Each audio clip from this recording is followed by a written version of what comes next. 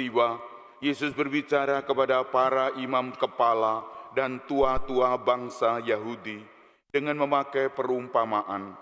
Katanya, hal kerajaan surga seumpama seorang raja yang mengadakan perjamuan kawin untuk anaknya.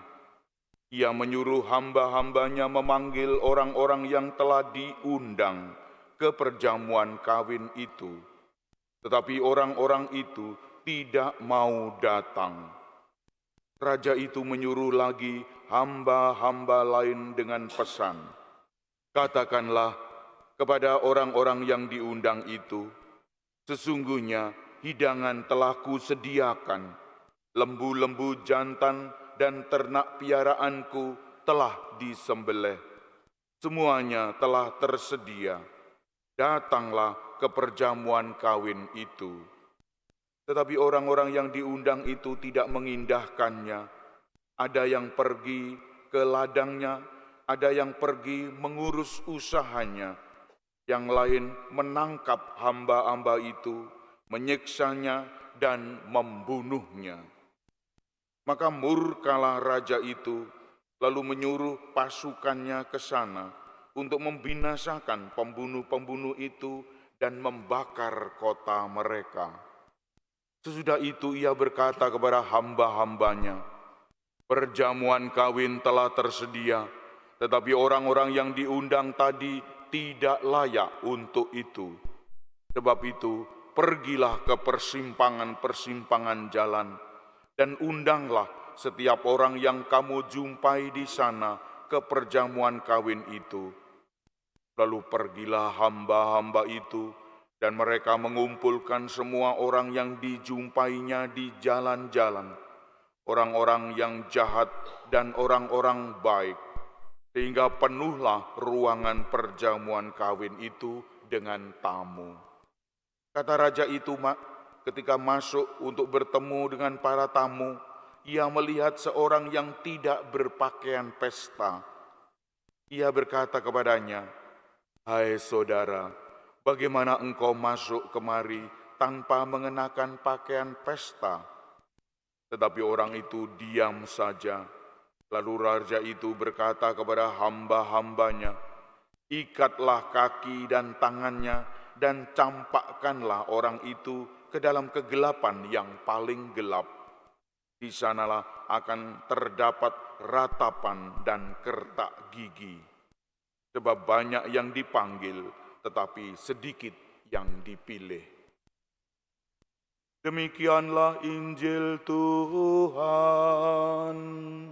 Terpujilah Kristus.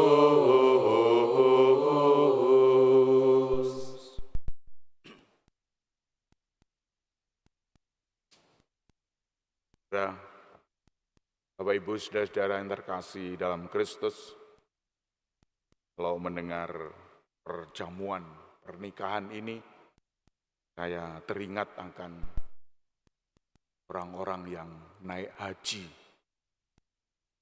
maupun umroh.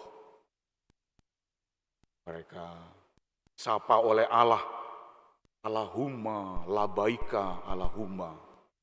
Selamat datang para tamu, selamat datang. Dan mereka datang dengan semangat yang gembira. Bapak Ibu saudara-saudara yang terkasih, tapi juga ada yang ya ogah-ogahan, nanti saja. Ada yang, wah saya tidak punya sarana, uang. Wah badan saya capek semua, loyo, karena sudah tua. Bapak Ibu saudara-saudara yang terkasih, sama seperti kita, undangan-undangan kita sambut dengan macam-macam. Kalau undangan di lingkungan,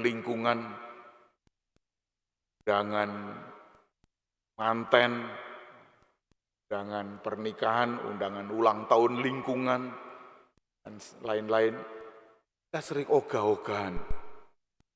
Tapi kalau diundang di gereja ini, nah itu baru.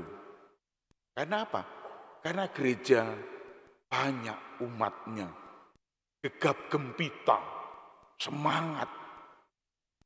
Demikian juga mereka yang diundang ke Mekah, semangat banyak orang, jutaan orang. Bukankah ini merupakan kegembiraan kita kalau kita diundang seperti itu? Capek memang, uang hilang memang, tapi kepuasan dalam diri kita.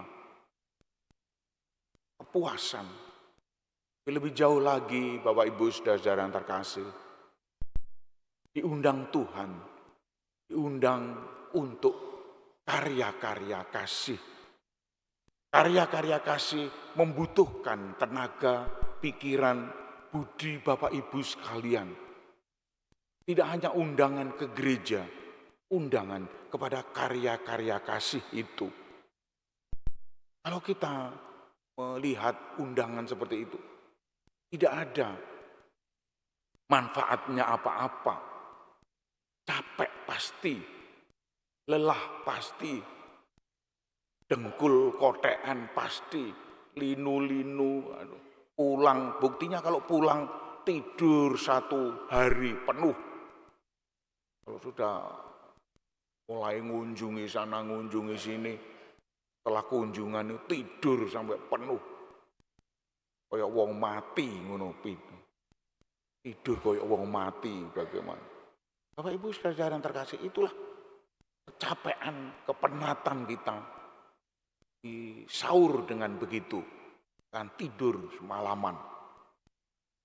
Kita sendiri merasakan bahwa panggilan Tuhan sungguh mulia. Kalau kita tekun, kalau kita rindu menghadiri itu, rindu mengulurkan tangan dan berbuat kebaikan-kebaikan. Kalau kita tidak rindu apa-apa, hanya ambis-ambisi lambe, hanya mengikuti teman-teman. Loh, teman-teman ke sana, ke gereja, ayo ke gereja. Teman-teman ke sana, ayo ke sana. Itulah yang tidak berpakaian pesta. Itu tidak berpakaian pesta, hanya ikut-ikutan, ke sana kemari ikut-ikutan. Kalau kita ikut-ikutan, akan dicampakkan Tuhan. Ada mendapatkan kelelahan, halang ini dok, kau no opo-opone, kau no emplok-emploke, kau no. Yang kita tanyakan emplok-emplok makanan, pokoknya perut, kepuasan kita perut. Tapi tidak begitu, Bapak Ibu Saudara yang terkasih, undangan Tuhan untuk berkarya, untuk mengikuti langkah-langkah Tuhan. Di dalam undangan itu terbersit hati kita yang ingin mengulurkan tangan kepada saudara-saudara yang lain. Maka setelah dari sini ada undangan yang lain yang bisa kita ikuti, yang bisa kita jalani, yaitu bersemangat menggembirakan banyak orang, khususnya keluarga kita masing-masing. Apa yang terjadi dalam bacaan pertama tadi, kegembiraan umat Allah. Allah seperti menghadirkan kegembiraan itu seperti perjamuan pernikahan. Banyak orang diundang, hati kita mongkok, hati yang mongkok, hati yang bangga akan dirinya.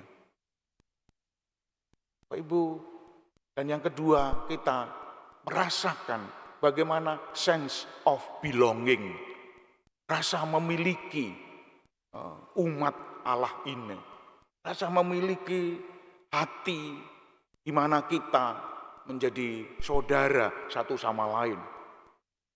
Kita terpanggil untuk mengikuti, memiliki saudara-saudara yang lain. Kalau saudara itu sedih, saya ikut sedih. Saudara sana gembira, saya ikut gembira. Bahagia. Tapi demi orang lain, menghilangkan, melupakan kebahagiaannya. Pak Ibu saudara yang terkasih, itulah yang harus kita pupuk dalam semangat menggereja, menggembalakan orang lain. Jadilah gembala bagi orang lain. Khususnya keluarga masing-masing. Kalau tidak, domba-domba kita akan terseok-seok. Yang hadir hanya itu saja. Yang hadir hanya itu saja. Ibu, saya pernah hadir dalam upacara kematian. Yang hadir hanya 5. Saudara-saudaranya yang mati dan siapa yang bertugas di situ, lalu saya. Hanya wong 5. Loh, yang lain yang mana ini? Yang lain mana? Gak ada, Romo.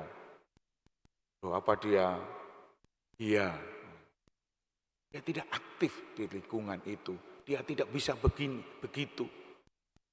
Dia orang baru alasannya. Dan macam-macam, semua 1000 macam alasan. Tapi sadarlah bahwa kita ikut serta mendarbeni lingkungan, maka kita hadir di sana. Undangan-undangan lingkungan, undangan-undangan wilayah, kita hadir di sana. Kalau bukan kita, siapa lagi yang diharapkan hadir? Tidak hanya gereja ini saja, tetapi sekarang hadir dalam lingkungan-lingkungan di mana lingkungan menjadi ujung tombak bagi kita semua. Bapak Ibu, saudara-saudara yang terkasih, kalau ujung tombaknya ini sudah goyah, ujung tombaknya sudah goyah karena banyak orang yang punya alasan ini, punya alasan itu, punya alasan ini, tidak hadir di sini. Maka lingkungan itu akan sepi, yang ada hanya ya itu saja. Padahal sangat banyak di lingkungan itu umat. Bapak Ibu, saudara-saudara yang terkasih, mungkin umat lingkungan tidak memuja-muja, tidak memberi tepuk tangan kalau kita menjabat di sana. Mungkin seperti itu. Tapi sadarlah bahwa itu adalah lingkungan Anda. Itu adalah wilayah Anda. Kita dititik beratkan untuk menggembalakan lingkungan, mengelola lingkungan, membuat lingkungan gegap gempita. Mari Bapak Ibu kita laksanakan untuk itu. Para Romo pun juga demikian. Kalau ada undangan yang lain, kematian, meskipun Romo Eka di Ngawi, orang tuanya meninggal, kita datang ke sana. Meskipun di Blora, kita datang ke sana. Romo-romo kita ikuti. Orang tuanya meninggal, kita hadir di sana. Padahal jauh, capek, dan lelah, dan tidak ada apa-apanya. Bapak Ibu, saudara-saudara yang terkasih, mungkin kebutuhan kita hadir di sana sangat dibutuhkan kehadiran kita. Gembira mereka yang bersedih hati, menggembirakan mereka. Dan kalau itu yang terjadi, kegembiraan anak-anak Allah sangat banyak. Romonya banyak yang datang. Datang banyak. Umat banyak sekali. Oleh karena itu Bapak Ibu, kita sendiri ingin bahagia. Kita tidak perlu jauh-jauh di sana-sana, cukup di lingkungan-lingkungan masing-masing. Kita sudah mempunyai lingkungan, kita gembalakan, kita terjun ke sana. Mungkin Bapak Ibu ada yang aktif di organisasi-organisasi. Bisa terjadi seperti itu. Kalau ada acara-acara, organisasi-organisasi itulah yang kita undang, lingkungan mbuh garuh. Tapi sebetulnya kalau ada apa-apa, lingkungan itulah yang terdekat dengan Bapak Ibu. Lingkungan adalah orang yang cawe-cawe dalam gerak langkah Bapak Ibu. Bukan organisasi yang di sana-sana itu. Harus orang-orang yang dekat dengan lingkungan kita. Kobongan yang membantu adalah orang-orang lingkungan. Kemalingan, kecopetan, ke macam-macam. Kita orang-orang lingkungan, bukan organisasi-organisasi yang di sana-sana itu. Oleh karena itu Bapak Ibu, kembalilah kita yang terdekat dengan kita sendiri, yaitu lingkungan, wilayah, paroki kita. Tidak perlu yang di sana-sana, kita cukup di tempat ini saja. Kita sudah mempunyai tempat masing-masing. Kalau kita pindah sana, ke sanalah kita berorganisasi. Pindah di sana, sanalah kita beraktivitas. Maka dari itu kita akan bahagia dalam kondisi apapun bisa. Di sana bisa, di sini bisa, di sana bisa, di mana-mana kita. Sementara itu diam, kita bisa. Oleh karena itu Bapak Ibu, marilah kita hening sejenak, kita mohon kekuatan kepada Tuhan agar dianugerahi kebahagiaan untuk sadar bahwa kehadiran kita dibutuhkan orang lain, untuk sadar bahwa Allah memanggil kita berbenah diri, untuk sadar bahwa diri kita sungguh terampil, kita bisa melaksanakan tugas itu, kita bisa melaksanakan hal-hal itu. Kalau kita mau apapun, kita bisa belajar dengan yang lainnya. Mari kita hening sejenak.